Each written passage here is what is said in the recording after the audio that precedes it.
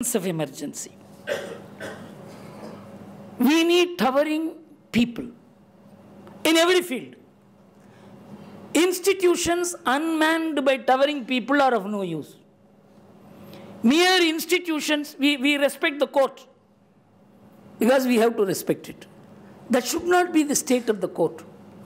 Ultimately, of course, you have to work with everybody. When it comes to the line drawn beyond which you should not go, the court must be willing to say you are wrong.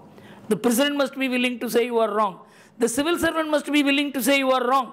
The media must be willing to say you are wrong.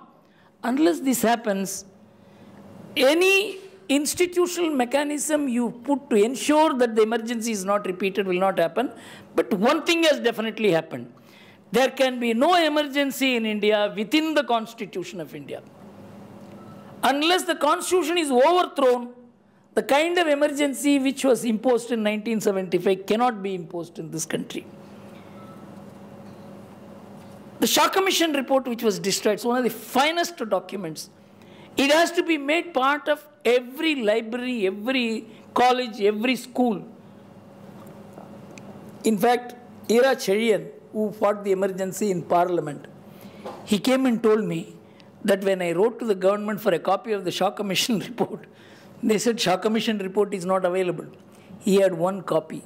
We reprinted 5,000 copies in Chennai and ensured that Shah Commission will remain, because unless Shah Commission report remains for the people to read, what democracy means, what its loss means, will never be clear.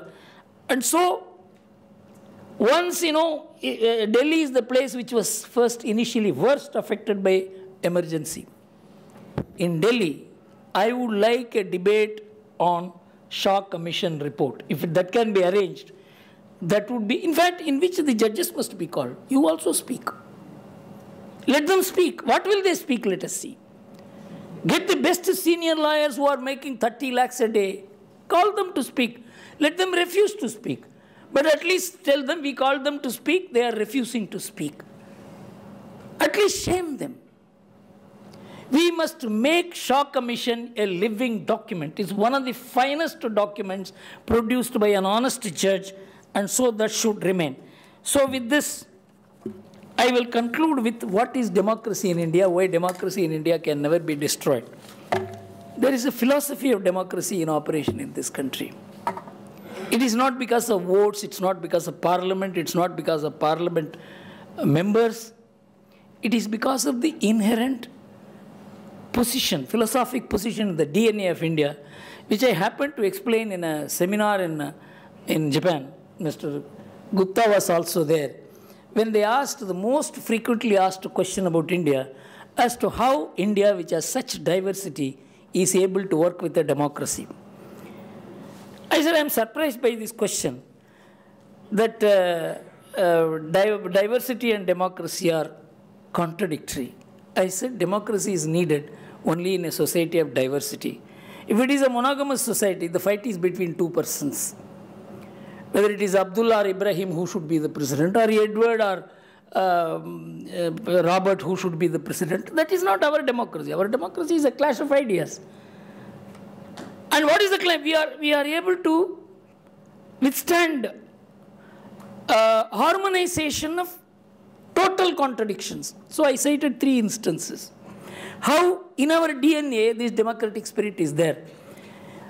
Rama is revered because he worshipped his father, he obeyed his father. Prahlada is revered because he defied his father. Sita is revered because she obeyed her husband.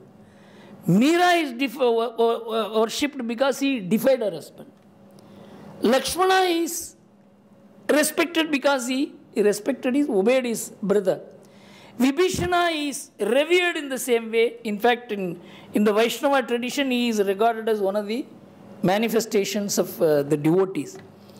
And he is respected because he defied his brother. I said we can happily marry contradictions. And that is what makes democracy workable in India.